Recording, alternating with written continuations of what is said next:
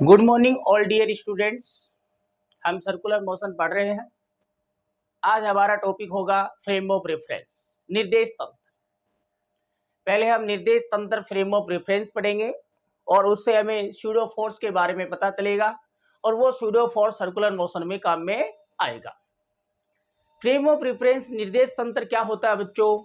ऐसा सिस्टम, ऐसा निकाय होता है जिसमें हम किसी वस्तु की स्थिति और उसकी गति का अध्ययन करते हैं।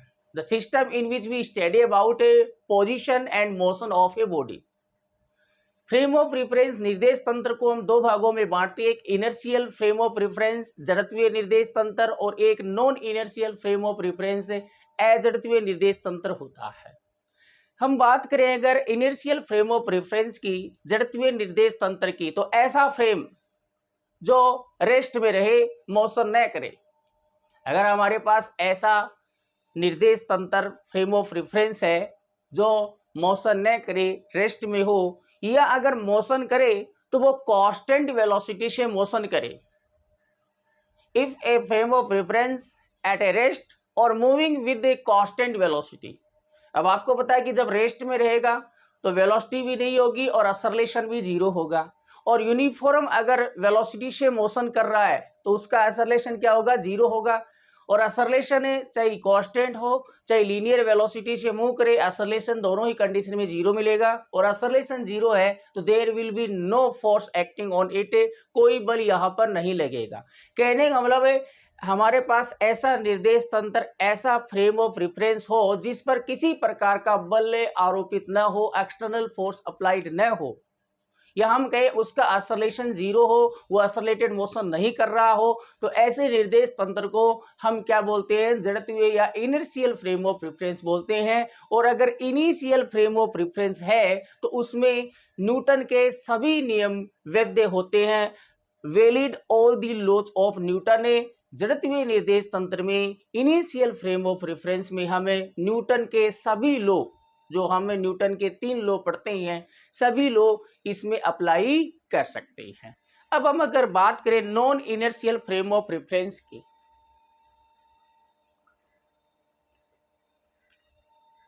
अगर non initial frame of reference की बात करें तो अगर frame of reference accelerated motion कर रहा हो, एक्सेलरेटेड मोशन मीन्स इसकी वेलोसिटी इंक्रीज हो रही हो या डिक्रीज हो रही हो, कांस्टेंट वेलोसिटी से नहीं, वेरिएबल वेलोसिटी से मूव करे तो उसमें एक्सेलरेशन होगा। अगर कोई फ्रेम ऑफ रेफरेंस अगर त्वरित गति करता है या एक्सेलरेटेड मोशन करता है तो उस पर एक्सेलरेशन है तो उस पर एक्सटर्नल फोर्स जरूर होगा।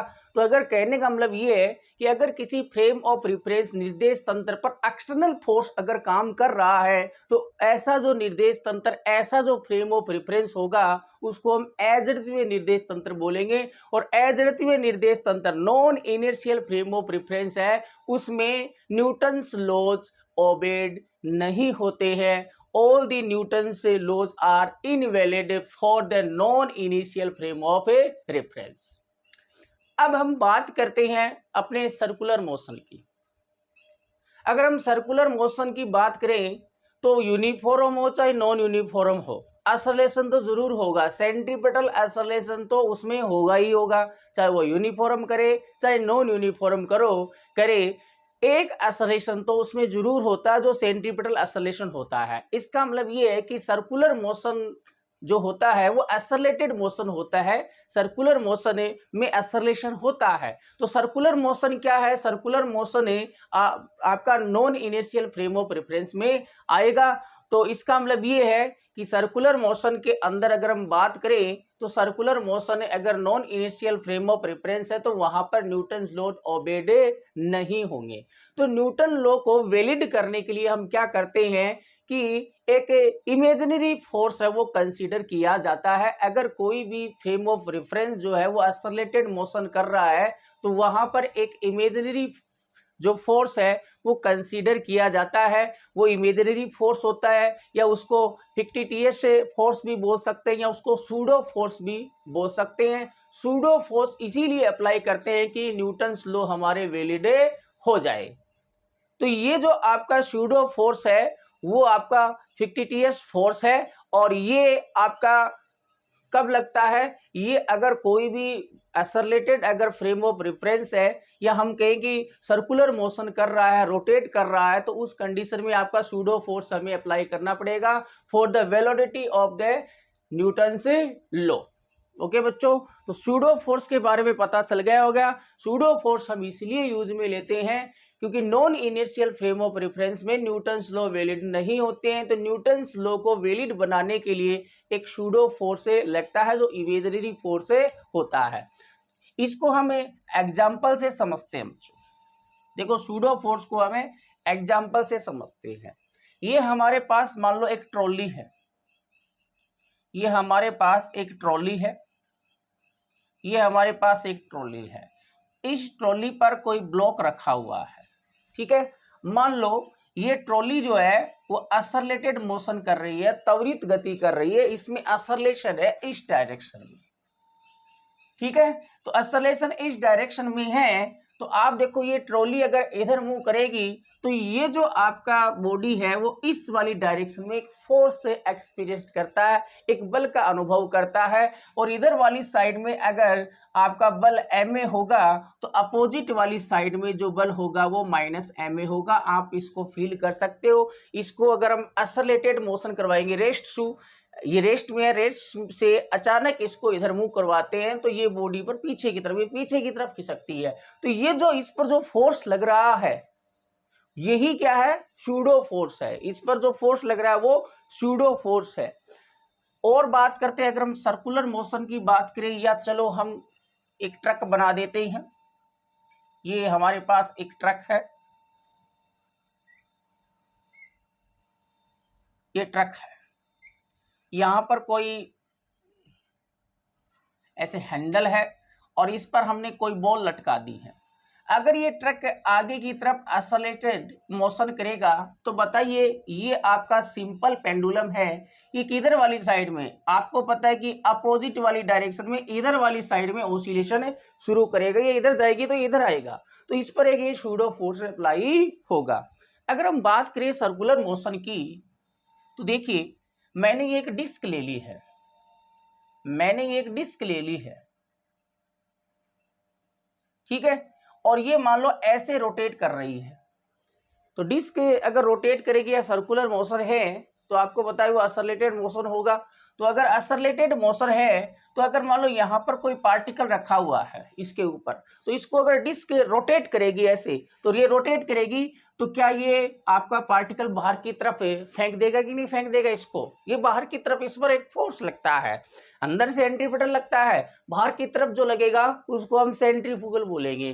तो सर्कुलर मोशन में जो सूडो फोर्स हमें जो काम में लेना है for the velocity of the Newton's law, तो सर्कुलर मोशन में जो हमारे पास सूडो फोर्स होगा उस फोर्स को हमें क्या बोलेंगे? सेंट्रीफ्यूगल फोर्स बोलेंगे। क्या बोलेंगे? सेंट्रीफ्यूगल फोर्स बोलेंगे। और सेंट्रीफ्यूगल फोर्स जो होता है वो आपका सूडो फोर्स है। और सूडो फोर्स हम क्यों अप्लाई करते हैं? क्योंकि non inertial frame of reference में न्यूटन्स लॉ है वो वैलिड नहीं होते हैं। तो न्यूटन्स लॉ को वैलिड करने के लिए हमें सूडो फोर्स अप्लाई करना पड़ता है। ओके बच्चों, इतना क्लियर हो गया होगा। अब अगर हम बात करें सेंट्रीफ्यूगल फोर्स की,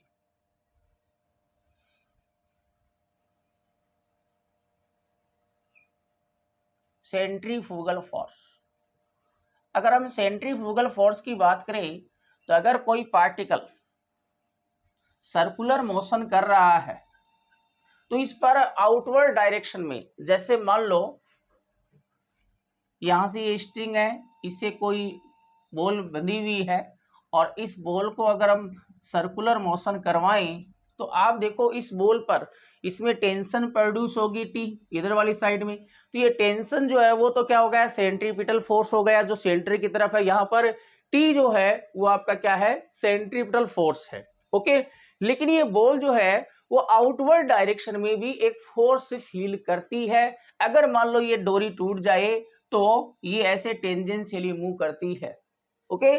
तो इस पर जो आउटवर्ड डायरेक्शन में जो भी फोर्स लगेगा उसी को हम सेंट्रीफ्यूगल फोर्स बोलेंगे। और सेंट्रीफ्यूगल जो फोर्स होता है वो कोई नया फोर्स नहीं है, वो आपका सूडो फोर्स है। और उसकी वैल्यू क्या लेनी है, उसकी वैल्यू जो है वो बाहर वाली साइड में आपको अगर मान लो इसकी रेडियस स्मॉल आर है तो आपको mv²/r, कहने के बाद सेंट्रीफ्यूगल जो फोर्स होगा उसकी जो वैल्यू होगी, उसका जो मैग्नीट्यूड होगा वो सेंट्रीपिटल फोर्स के इक्विवेलेंट ही लिखना है, ठीक है ना। तो कोई भी बॉडी अगर सर्कुलर मोशन करेगी तो आउटवर्ड डायरेक्शन में उस पर एक, क्योंकि सर्कुलर जो मोशन है वो आपका कैसा मोशन है, वो एक्सेलरेटेड मोशन है, वो non initial frame of reference में आपका काम करता है। इसलिए वहां पर अगर न्यूटन्स लॉ को वैलिड करना है तो बाहर आउटवर्ड डायरेक्शन में, यहाँ पर देखो towards to the centre centripetal लगता है और अवे फ्रॉम द सेंटर जो होगा वो सेंट्रीफ्यूगल लगेगा। और सेंट्रीफ्यूगल जो फोर्स होगा वो सेंट्रीपिटल फोर्स के इक्विवेलेंट ही आपको लेना है। सेंट्रीफ्यूगल फोर्स का जो फॉर्मूला है वो आपको mv²/r ही लेना है। ठीक है बच्चों, ये क्लियर हो गया होगा। Okay,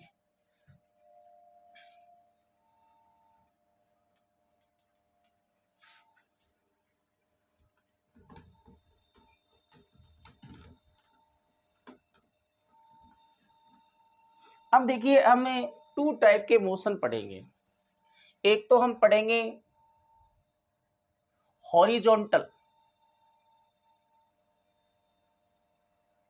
horizontal circular motion, horizontal circular motion. Horizontal circular motion की बात करें, आपने फैन देखे होंगे, एक तो सीलिंग फैन होता है, एक टेबल फैन होता है। सीलिंग फैन के अंदर आपकी जो पंखे की जो पंखुड़ियां है वो कैसा मोशन करती है, इस प्लेन में मोशन करती है, हॉरिजॉन्टल प्लेन में मोशन करती है। अगर इस प्लेन में मोशन है, इस प्लेन में अगर मोशन है तो वो हॉरिजॉन्टल मोशन है। अगर हम टेबल फैन की बात करें तो उसमें पंखुड़ियां ऐसे घूमती है, कैसे घूमती है, ऐसे, तो वो क्या हो गया, वर्टिकल सर्कुलर मोशन हो गया है। तो पहले हम हॉरिजॉन्टल सर्कुलर मोशन की बात करते हैं। और हॉरिजॉन्टल सर्कुलर मोशन अगर करवाएंगे तो वो जो हमारे पास सिस्टम जो होगा उसको हमें कॉनिकल पेंडुलम बोलते हैं। एक सिंपल पेंडुलम होता है और इसको हम कॉनिकल पेंडुलम बोलेंगे। इसको कॉनिकल पेंडुलम इसलिए बोलते हैं क्योंकि इसके अंदर कोन बनेगा, शंकु बनेगा इसके अंदर। अगर हॉरिजॉन्टल सर्कुलर मोशन है तो उसमें एक कोन बनता है, शंकु बनता है, इसलिए इसको हम कॉनिकल पेंडुलम बोलते हैं। ओके बच्चों, अब देखो हॉरिजॉन्टल सर्कुलर मोशन है वो किसका एग्जाम्पल है, this is the example of uniform circular motion.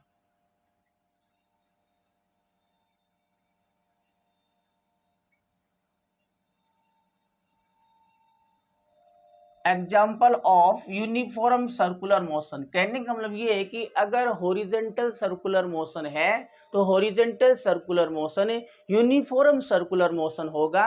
और यूनिफॉर्म सर्कुलर मोशन बोले तो हमने पढ़ लिया है कि यूनिफॉर्म सर्कुलर मोशन में कौन कौन सी कंडीशन होती है।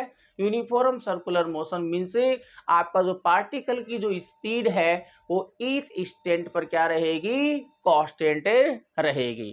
तो हॉरिजॉन्टल सर्कुलर मोशन होगा वो यूनिफॉर्म सर्कुलर मोशन ही होगा। अब देखिए बना लेते हैं हम, ये मान लो हमारे पास रिजिड बेस है,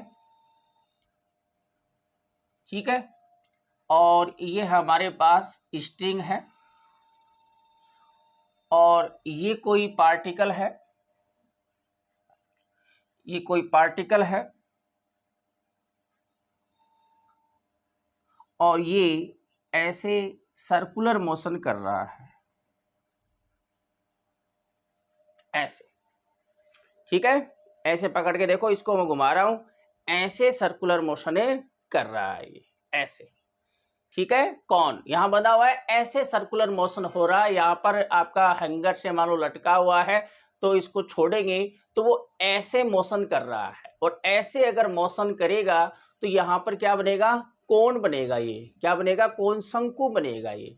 ठीक है, तो ये जो आपका मोशन है वो हॉरिजेंटल सर्कुलर मोशन है, और वो यूनिफॉर्म सर्कुलर मोशन ही होगा।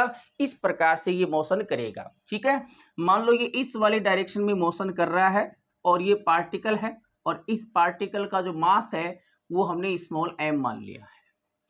इस स्ट्रिंग जो की है इसकी लेंथ हमने l मान ली है, और ये यहां से यहां तक ये जो हाइट है इसको h मान लिया, और ये जो रेडियस है इसकी जो रेडियस है उस रेडियस को हमने मान लिया कि ये स्मॉल r रेडियस के सर्कुलर पाथ पर रिवोल्व कर रहा है। ठीक है बच्चों, अब आगे चलिए। अब देखिए हम ये पोजीशन ले लेते हैं, वेलोसिटी तो आपकी वेरी रहेगी, चाहे किसी भी प्रकार का सर्कुलर मोशन हो, वेलोसिटी हमेशा वेरी होती है, लेकिन यूनिफॉर्म सर्कुलर मोशन है, स्पीड कांस्टेंट है। तो हम कोई भी पोजीशन ले लेते हैं, जैसे हमने यहाँ पर ये पोजीशन ले ली। इस पोजीशन पर अगर आपका पार्टिकल है तो उस पर कौन कौन से फोर्स अप्लाई होंगे, तो देखिए अगर इसमें मास है तो नीचे की तरफ क्या लगेगा, नीचे की तरफ इस पर क्या लगेगा, mg लगेगा। क्या लगेगा, mg।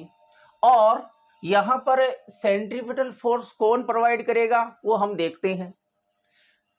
हमें पता है कि ये आपकी स्ट्रिंग है और स्ट्रिंग टाइट है, तो इसमें टेंशन फोर्स होगा, और टेंशन फोर्स की डायरेक्शन क्या होती है, ये आपका ऑब्जेक्ट है, ये आपकी बॉडी है, इससे अवे होगी, और अलोंग टू क्या लेते हैं, स्ट्रिंग लेते हैं। अब हम इस जो ये टेंशन फोर्स है इसके हम कंपोनेंट ले लेते हैं। हम कंसीडर कर लेते हैं कि ये एंगल आपका थीटा है, और ये एंगल थीटा है, तो यहां से ये एंगल भी क्या होगा, थीटा होगा, और टोटल एंगल 2 थीटा हो गया है। अब इस टी के अगर मैं कंपोनेंट लूं, यहां से हम इसके कंपोनेंट ले लेते हैं। आप देखो ये एंगल थीटा है, तो ये एंगल भी क्या होगा, थीटा होगा।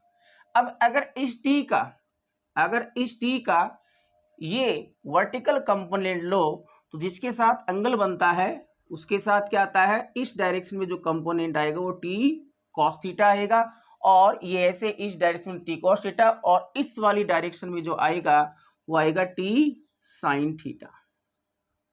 तो इसका मतलब ये है कि अगर हॉरिजॉन्टल सर्कुलर मोशन है तो पार्टिकल को सेंट्रीपिटल फोर्स कौन प्रोवाइड करेगा, वो टी साइन थीटा। जो ये टेंशन है, इस टेंशन का ये जो कंपोनेंट है टी साइन थीटा, वो उसको सेंट्रीपिटल फोर्स प्रोवाइड करेगा।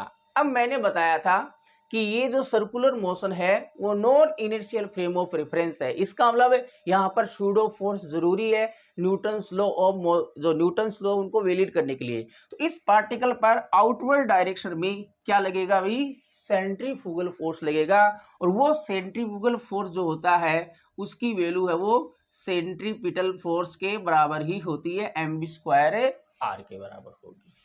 ठीक है भाई, तो इस पर जितने इस पार्टिकल पर जितने फोर्स लगने थे वो सारे फोर्स हमने लगा दिए हैं। अब देखिए एट द इक्विलिब्रियम,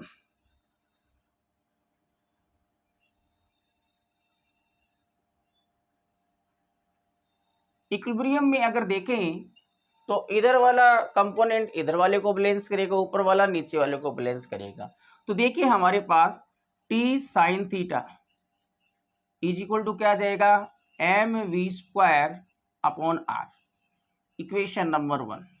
ठीक है जी, और टी कॉस थीटा जो हमारे पास आएगा वो हमारे पास आएगा mg आएगा।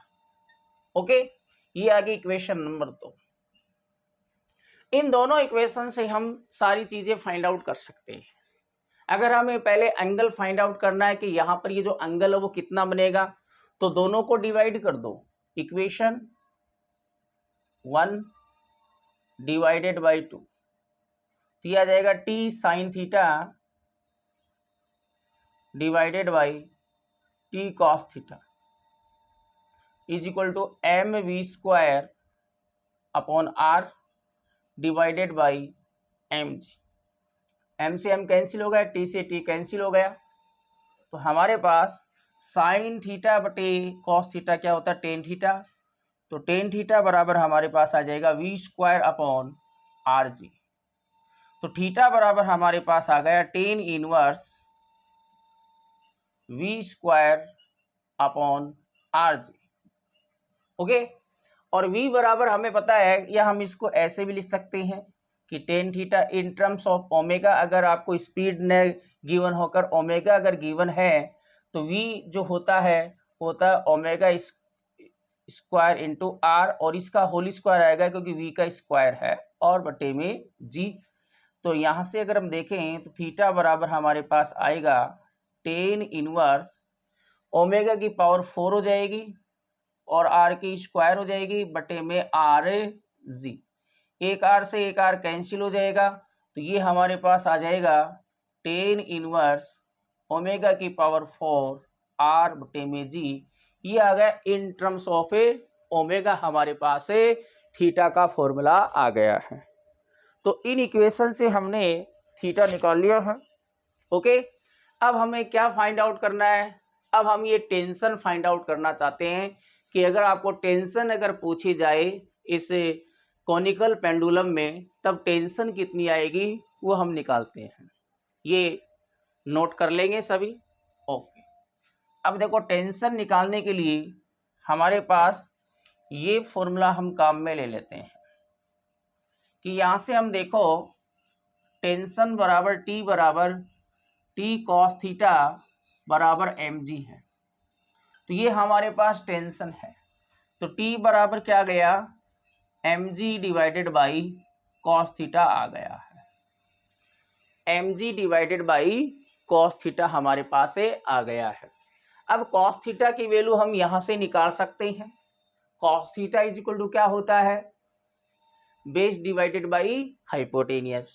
ये एक राइट एंगल ट्रेंगल, दो राइट एंगल ट्रेंगल है, कोई सा भी एक ले लो। इस राइट एंगल ट्रेंगल में देखें तो बेस क्या है, ये तो हो गया परपेंडिकुलर, तो बेस क्या है h। अगर हमें ये हाइट अगर h दी गई है तो h, तो बेस डिवाइडेड बाई हाइपोटेनियस। ठीक है, तो सिंस हमें पता है कि अगर डायग्राम से देखेंगे तो cos थीटा बराबर बेस क्या है, बेस हमारे पास h है डिवाइडेड बाय हाइपोटेनियस क्या है l। तो t बराबर हम लिख सकते हैं mg अपॉन h बटे में l। तो ये हमारे पास आ जाएगा mg l बटे में h। अब जरूरी नहीं है कि आपको h गिवन हो, एच न गिवन होकर मान लो आपको आर गिवन है, तो एच बराबर क्या लिख सकते हो, एच बराबर यहाँ पर देखो ये हाइपोटेनियस हो गया, ये आपका परपेंडिकुलर है, ये बेस है, तो L square is equal to H square plus R square. तो एच स्क्वायर क्या हो जाएगा, L square minus R square. तो एच बराबर क्या आ जाएगा, under root of L square minus R square. तो अगर एच अगर नहीं गिवन है तो आप इस फॉर्मूले से निकाल सकते हो। तो मैं इसको, ये टेंशन है इन टर्म्स ऑफ रेडियस अगर निकालें तो इसको h की जगह मैंने लिख दिया L square minus R square. This is the tension produced in this string in a horizontal circular motion. तो ये हमारे पास टेंशन के लिए फॉर्मूला आ गया है। हमने एंगल के लिए फॉर्मूला निकाल लिया है, हमने टेंशन के लिए फॉर्मूला निकाल लिया है। ठीक है जी, इसको नोट कर लेंगे सभी। अब हम आगे बढ़ते हैं। अब हमें फ्रीक्वेंसी निकालना चाहते हैं। हम क्या निकालना चाहते हैं भाई, हम फ्रीक्वेंसी निकालना चाहते हैं। पहले हम एंगुलर फ्रीक्वेंसी निकालेंगे, उसके बाद में हम फ्रीक्वेंसी निकालेंगे। तो फ्रीक्वेंसी आपको वहां से मिल जाएगी, सिंस यहाँ से आप देखो कि टी जो साइन थीटा जो होता है, टी साइन थीटा जो है वो हमारे पास M V square upon R है। या हमें पता है कि जो हमारे पास ये जो सेंट्रीफ्यूगल फोर्स है, जो हमें सेंट्रीपिटल फोर्स से ही मिलता है, उसके बराबर ही आता है। इसको हम ओमेगा के टर्म में लिख सकते हैं, omega square R, M omega square R. ठीक है जी, तो यहां से हमें ओमेगा देखें तो एम और आर को नीचे ले आओ, तो टी साइन थीटा बटे में M R is equal to क्या गया, ओमेगा स्क्वायर। ठीक है जी। अब हमारे पास जो टी का जो हमारे पास फॉर्मूला है, टी का हमारे पास क्या फॉर्मूला है, अभी हमने टेंशन निकाली थी कि टेंशन बराबर क्या आया था, एम जी एल बटे में एच आया था, एम जी एल बटे में एच हमारे पास आया था, यही तो आया था। ठीक है, अब यहाँ पर टेंशन अगर हम पुट कर दें तो यहाँ पर आ जाएगा एम जी एल बटे में एच और साइन थीटा बटे में एम आर और is equal to omega square. तो यहाँ से आप देखो m से m कैंसिल हो गया, तो हमारे पास आ गया जी एल साइन थीटा और बटे में H R that is equal to omega square. अब यहाँ पर साइन थीटा की वैल्यू आप निकालेंगे कि since sine theta equal to क्या होगा, साइन थीटा बराबर क्या होता है, परपेंडिकुलर डिवाइडेड बाई हाइपोटेनियस। तो परपेंडिकुलर क्या है हमारे पास r है, डिवाइडेड बाई हाइपोटेनियस क्या है, l है। ठीक है, तो ये हमारे पास ओमेगा स्क्वायर बराबर हमारे पास आ जाएगा जी एल साइन थीटा की वैल्यू रख दी r बटे में l और divided by H R, r से r कैंसिल, l से l कैंसिल, तो ओमेगा स्क्वायर हमारे पास आ गया g अपॉन h आ गया। तो ओमेगा बराबर हमारे पास आ गया under root of G H. तो ये हमारे पास एंगुलर फ्रीक्वेंसी आ गई है कि अगर हॉरिजॉन्टल सर्कुलर मोशन में एंगुलर फ्रीक्वेंसी अगर देखी जाए तो ये आएगी। अब आपको h गिवन भी हो सकता है, नहीं भी गिवन हो सकता है। मान लो आपको एंगल दिया हो और लेंथ दी हो, एंगल और लेंथ दी हो तो आप कैसे निकालोगे, या रेडियस गिवन होगी। तो देखिए इस कंडीशन में हम यहाँ से इसको मिटा, चलो यहाँ पर हम सोल्व कर लेते हैं इसको। हमारे पास ओमेगा इज इक्वल टू हमारे पास क्या आया है, ओमेगा इज इक्वल टू हमारे पास आया है under root of G upon H आया है। तो सिंस हमें अभी देखा था कि h बराबर हम under root of L square minus R square लिख सकते हैं, तो हेंस ओमेगा बराबर हमारे पास आ जाएगा अंडर रूट ऑफ जी बटे में L square minus R square. तो in terms of length and radius हमारे पास ये आ गया। मान लो हमें रेडियस नहीं गिवन हो, हमें एंगल और लेंथ गिवन हो, तो देखो एंगल गिवन है और लेंथ और h हमारे पास है, तो h और l में रिलेशन क्या आएगा बताइए। तो ये तो क्या हो गया बेस और ये क्या हो गया आपके पास है हाइपोटेनियस, तो वो cos थीटा आएगा। सिंस यहाँ से अगर हम देखें तो cos थीटा बराबर क्या होता है बेस, बेस क्या है h डिवाइडेड बाई l होता है, तो h बराबर हमारे पास क्या आएगा l cos थीटा। तो अगर हम ओमेगा की वैल्यू अगर थीटा के टर्म में लिखे, अगर थीटा गिवन है तो g अपॉन h की जगह लिख दिया LA cos थीटा। तो हमारे पास एंगुलर फ्रीक्वेंसी के डिफरेंट फॉर्मूले आए। ये तो अपना अगर h गिवन है तो ये ले लेंगे, और l और रेडियस गिवन है तो ये ले लेंगे, और अगर l लेंथ ऑफ स्ट्रिंग और एंगल अगर गिवन है तो हमें ये फॉर्मूला हम काम में ले सकते हैं। अब अगर हम फ्रीक्वेंसी निकालें, ये तो एंगुलर फ्रीक्वेंसी है, अगर हम फ्रीक्वेंसी की बात करेंगे इसकी फ्रीक्वेंसी क्या होगी, फ्रीक्वेंसी बोले तो number of a revolution per second, कि एक सेकंड में कितने रिवोल्यूशन हो रही है वो फ्रीक्वेंसी होती है। अगर फ्रीक्वेंसी की अगर बात करें, अगर हम फ्रीक्वेंसी की बात करें, मान लो फ्रीक्वेंसी n है, तो फ्रीक्वेंसी इज इक्वल टू क्या होता है, हमें पता है कि आपने ये फॉर्मूला देखा होगा कि omega is equal to 2 pi N होता है। फ्रीक्वेंसी और एंगुलर फ्रीक्वेंसी में ये रिलेशन होता है, तो एन बराबर क्या आ गया हमारे पास ओमेगा अपॉन 2 पाई आ गया है। तो ये हमारे पास ओमेगा की वैल्यू आप रखोगे तो ये हमारे पास 1 अपॉन 2 पाई तो है ही है। तो ओमेगा की वैल्यू क्या है under root G H, in terms of H ये है, that is equal to 1 upon 2 pi in terms of L और R देखें तो G अपॉन ये यहाँ पर भी अंडर रूट आएगा, ये यहाँ पर अंडर रूट आएगा। ठीक है जी, यहाँ पर आपका H की वैल्यू अगर ये पुट करेंगे तो यहाँ पर भी अंडर रूट आएगा। तो ये हमारे पास under root of L square minus R square, ये एच की वैल्यू आ गई। या इन टर्म्स ऑफ थीटा लिखें तो 1/2 pi under root G L A cos theta, ठीक है, G L A cos theta. तो ये हमारे पास से फ्रिक्वेंसी के डिफरेंट फॉर्मूले आ गए। अगर हम टाइम पीरियड देखें कि इसको एक के रिवोल्यूशन में कितना टाइम लगा है, एक रिवोल्यूशन में जितना टाइम लगता है वो क्या होता है, उसका टाइम पीरियड होता है। तो टाइम पीरियड जो होगा, टाइम पीरियड को अभी हम टी से डिनोट करते हैं, टी से। अब यहाँ पर टी टेंशन भी है और टी टाइम पीरियड भी है, तो चलो हम इसको टाइम पीरियड को टी डेज दे देते हैं कि ये हमारे पास टी डेज है। तो टाइम पीरियड जो होता है वो फ्रीक्वेंसी का रेसिप्रोकल होता है। क्या होता है? रेसिप्रोकल। तो जो भी फ्रीक्वेंसी वाले फॉर्मूले उसको रिवर्स कर दो, तो इसका मतलब हमारे पास क्या आ जाएगा, 2 पाई ऊपर आ गया, 2 पाई ऊपर आ गया, 2 पाई ऊपर आएगा और h बटे जी हो जाएगा अंडर रूट h बटे में G in terms of h और in terms of 2 pi under root of L square minus R square divided by G. Okay, और इन टर्म्स ऑफ एल अगर कॉस थीटा देखें तो 2 pi under root of L cos theta divided by G. तो ये हमारे पास horizontal circular motion में time period हमारे पास आ गया है in terms of H, in terms of L R, in terms of L theta. तो जो भी चीज आपको गिवन है उसके अकॉर्डिंग आप फॉर्मूला ले सकते हो।